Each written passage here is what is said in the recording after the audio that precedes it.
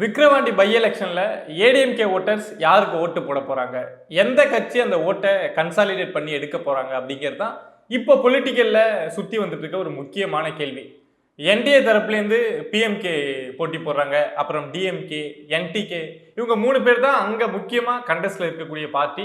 இவங்க 3 பேருமே ஏடிஎம்கே ஓட்டை வந்து நம்ம கட்சிக்கு எப்படியாவது கொண்டு வந்துடணும் அப்படிங்கிறதுல ரொம்ப தீவிரமா இருக்காங்க. நம்ம அவங்க கேம்பெயின் பார்க்குறப்பவே தெரியுது. ஒருவேளை நீங்க ஏடிஎம்கே ஃபாலோவர்ஸா இருந்தீங்க அப்படின்னா, உங்களுக்கு விக்கிரவாண்டி கான்ஸ்டிடியூன்சில ஓட்டு இருக்கு அப்படின்னா, உங்களுடைய ஓட்டை எந்த பார்ட்டிக்கு போடுவீங்க? யோசிங்க. அதை பத்தி தான் நம்ம இந்த வீடியோல பார்க்க போறோம். இந்த உலகத்துல கட்டாயம் தெரிஞ்சிக்க வேண்டிய விஷயம் அப்படிங்கிறது நிறையவே இருக்கு. டெய்லி ஏதாவது ஒன்று நடந்துகிட்டு தான் இருக்கு. அதை பத்தி பேசுறதுக்கு நான் கிரியேட் பண்ண சேனல் தான் பிரபா டாக்ஸ். நான் எதிர்பார்த்ததை விட உங்க சப்போர்ட் அப்படிங்கிறது ரொம்ப வேகமாகவே இருக்கு. சப்ஸ்கிரைப் பண்ணி நம்ம டீமுக்குள்ள வாங்க, சேர்ந்து டிராவல் பண்ணுவோம், நிறைய பேசுவோம்.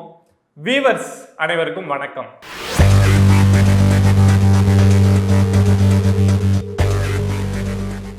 தமிழ்நாடோட அப்போசிஷன் பார்ட்டியா இருக்கக்கூடிய ஏடிஎம்கே நாங்க வந்து இந்த பை எலெக்ஷன்ல நிக்கல அப்படின்னு சொன்னப்போ எல்லாருக்குமே ஒரு பெரிய ஷாக் இருந்தது. பட் ஏதோ அவங்க ஒரு பொலிட்டிக்கலா ஒரு ஸ்டாண்ட் எடுக்கிறாங்க, ஓகே. பட் வெளியில இருந்து ஜென்ரலா பாக்குறவங்க அப்படிங்கிறவங்க ஒரு அப்போசிஷன் பார்ட்டியா ஏடிஎம்கே வந்து இந்த எலெக்ஷன்ல பை எலெக்ஷன்ல கண்டெஸ்ட் பண்ணியிருக்கணும் அப்படின்னு தான் சொன்னாங்க. ஏன்னா தமிழ்நாட்டை பொறுத்த வரைக்கும் ஏடிஎம்கேவுக்கு ஒரு பெரிய பேஸ் இருக்கு, தொண்டர்கள் பலம் அப்படிங்கிறது ரொம்பவே அதிகமா இருக்கு. நம்ம இந்த விக்கிரவாண்டி தொகுதியிலேயே பார்த்தோம் அப்படின்னா 2021 அசம்பிளி எலெக்ஷன்ல அங்க அவங்க வந்து ஒரு நல்ல ஓட் பர்சன்டேஜ் தான் வாங்கியிருக்காங்க. டிஎம்கே தரப்புல இருந்து கண்டெஸ்ட் பண்ணவங்க 93,000 ஓட்டு வாங்கியிருக்காங்க. அதே ஏடிஎம்கே பார்த்தோம் அப்படின்னா 84,000 வாங்கியிருக்காங்க. அந்த வின்னிங் மார்ஜின் அப்படிங்கிறது ஒரு 9,000 தான். அப்படிங்கிறப்போ அங்க ஒரு சான்ஸ் இருக்கு. அப்படிங்கிறப்போ ஏடிஎம்கே அங்க கண்டெஸ்ட் பண்ணிருக்கலாம் அப்படின்னு எல்லாருமே சொன்னாங்க. பட் கண்டெஸ்ட் பண்ணல, அது முடிஞ்சு போச்சு. இப்போ ஏடிஎம்கே அங்க கண்டெஸ்ட் பண்ணல. ஆனா அந்த ஏடிஎம்கே ஓட்டை யாரு கன்சாலிடேட் பண்ண போறாங்க அப்படிங்கிறது தான் ரொம்ப தீவிரமா போயிட்டு இருக்கக்கூடிய விஷயம். ஏன்னா அந்த ஓட்டை எந்த பார்ட்டி எடுக்கிறாங்களோ அவங்களுக்கு அங்க வின்னிங் சான்ஸ் அப்படிங்கிறது ஒரு வாய்ப்பு இருக்கு அப்படின்னு நம்ம எடுத்துக்கலாம். ஏன்னா காமனா வந்து இது மாதிரி பை எலெக்ஷன்ஸ் அப்படின்னா ரூலிங்ல எந்த பார்ட்டி இருக்காங்களோ அவங்க தான் வந்து வின் பண்ணுவாங்க அப்படிங்கிறது நம்ம காலங்காலமா பார்க்கக்கூடிய விஷயம்.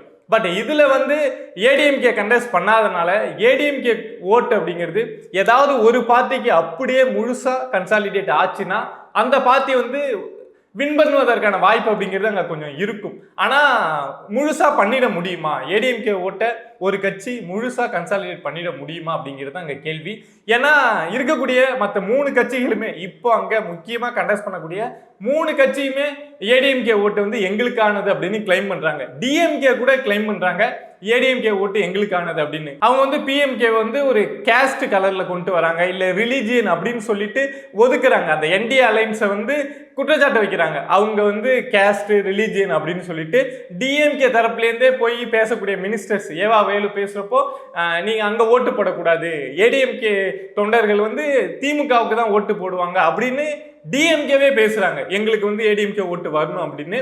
அதே மாதிரி என்டிஏ அலைன்ஸ்ல இருக்கக்கூடிய பிஎம்கே என்ன பண்றாங்க அப்படின்னா அவங்க ஜெயலலிதா அவங்களுக்கு இம்பார்ட்டன்ஸ் கொடுக்குறாங்க.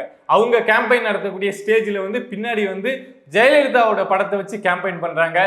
ஏடிஎம்கே தொண்டர்கள் வந்து பாமகவுக்கு தான் ஓட்டு போடுவாங்க அப்படின்லாம் பேசுறாங்க. ஸோ அவங்களுக்கும் ஏடிஎம்கே ஓட்டு வந்து நமக்கு வந்தா அது ஸ்ட்ரென்தனா இருக்கும், இங்க நம்ம நல்லா காம்படிட் பண்ணலாம் அப்படிங்கிறது பிஎம்கேவுக்கும் இருக்கக்கூடிய ஒரு முக்கியமான எண்ணம். அதே மாதிரி இந்த ஏடிஎம்கேவுக்கும் பிஎம்கே, என்டிஏ அலைன்ஸ், பிஜேபி இவங்களுடைய பாண்டிங் அப்படின்னு பார்த்தோம்னா இதுக்கு முன்னாடி தேர்தலில் 1921 அதே மாதிரி டைம்லலாம் பார்த்தோம்னா இப்போ ஏடிஎம்கேவில் இருக்கக்கூடிய அந்த தொண்டர்கள் அவங்க வந்து ஆல்ரெடி அவங்களுக்குலாம் ஓட்டு போட்டு பழகினவங்க தான். அதாவது இதுக்கு முன்னாடி பிஜேபி, ஏடிஎம்கே, பிஎம்கே எல்லாருமே ஒரே அலைன்ஸில் தான் இருந்தாங்க. ஸோ ஆல்ரெடி அவங்களுக்கு இதுக்கு முன்னாடி ஓட்டு போட்டிருக்காங்க. அப்படிங்கிறப்போ இப்போ ஏடிஎம்கே இல்லை அப்படிங்கிறப்போ ஆல்ரெடி இவங்களுக்கு ஓட்டு போட்டிருக்கோம், சரி அவங்களுக்கே போவோம் அப்படின்னு கூட இங்கே ஒரு சான்ஸ் எடுக்கிறதுக்கான வாய்ப்பு இருக்கு. ஆனால் முழுசா எல்லா தொண்டர்களும் அப்படி போயிடுவாங்களா அப்படின்னா வேற ஆப்ஷன் இல்லைன்னா ஒருவேளை போகலாம். பட் இங்க டிஎம்கேவும் எங்களுக்கு ஏடிஎம்கே காரங்க எங்களுக்கு ஓட்டு போடுவாங்க அப்படின்னு சொல்றாங்க. டிஎம்கேவுக்கு எதிராக தொடங்கப்பட்டது தான் இந்த ஏடிஎம்கே. பட் டிஎம்கேவே சொல்றாங்க எங்களுக்கு வந்து ஓட்டு போடுவாங்க அப்படின்னு.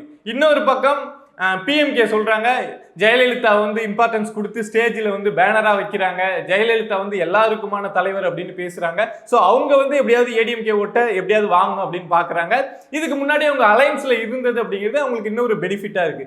பிஜேபியும் அந்த அலைன்ஸ்ல இருந்தாங்க, பிஎம்கேவும் இருந்தாங்க. இப்போ பிஎம்கே பிஜேபி தனியா இருக்காங்க. ஸோ ரெண்டு கட்சியுமே ஏற்கனவே ஏடிஎம்கே கூட அலைன்ஸ்ல இருந்தவங்க. சரி, இவங்க ஓட்ட ஏடிஎம்கேக்கு மட்டும் ஓட்டு போட்டு இருந்தவங்க இப்ப அது கூட இருந்த ரெண்டு கட்சி ஒன்னா இருக்கு, அவங்களுக்கு நாங்க ஓட்டு போடுறோம் அப்படின்னு ஒரு ஸ்டாண்ட் எடுக்கலாம். ஆனா அந்த ஓட்டு முழுசா அங்க போகுமா அப்படிங்கிறதா. ஏன்னா என்டிகே தரப்புல இருந்து அவங்க கிளைம் பண்ண ஆரம்பிச்சிருக்காங்க, அதாவது ஏடிஎம்கே ஓட்டை எப்படியாவது நம்ம பக்கம் கொண்டு வரணும் அப்படின்னு.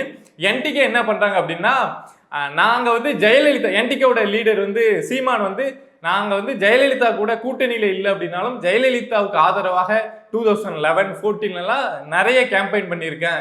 ஸோ எங்களுக்கும் ஏடிஎம்கேவுக்கான பழக்கம் அப்படிங்கிறது நீண்ட நாளாக இருக்கக்கூடிய விஷயம் தான். நம்ம இதுக்கு முன்னாடியே பார்த்தோம்னா தெரியும், என்டிகேவை பொறுத்த வரைக்கும் அவ்வளவு ஹார்டா எதையுமே ஏடிஎம்கே வந்து விமர்சிக்க மாட்டாங்க, எல்லாமே ஒரு சாஃப்ட் டோன்ல தான் இருக்கும்.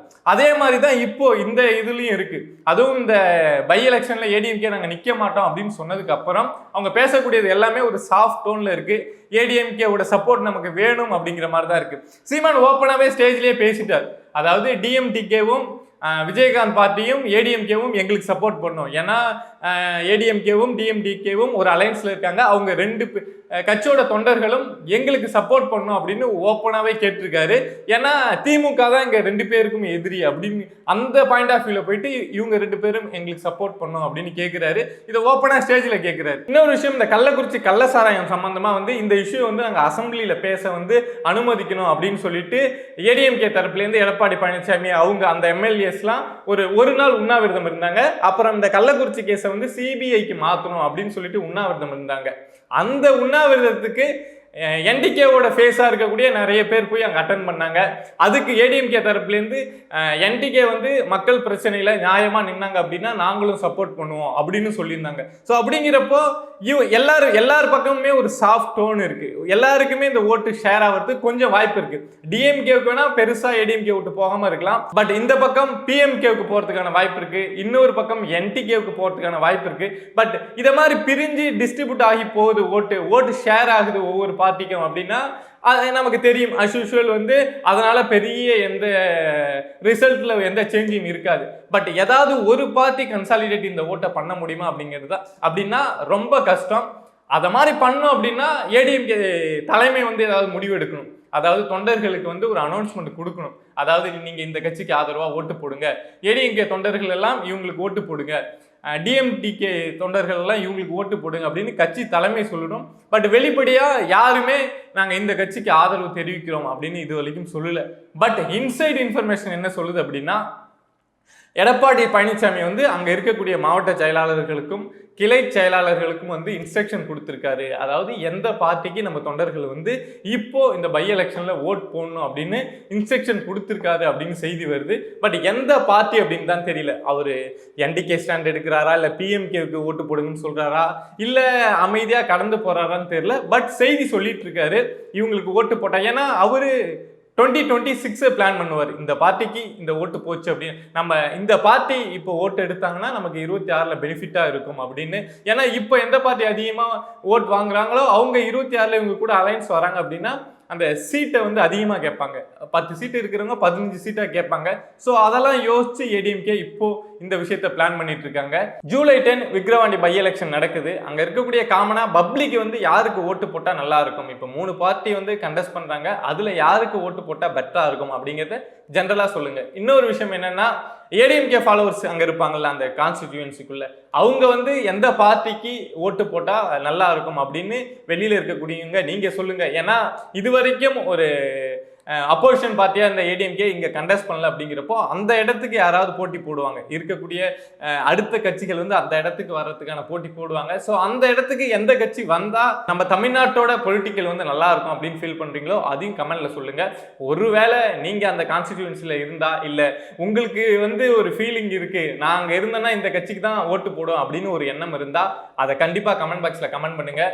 We'll see you on next video. Bye viewers.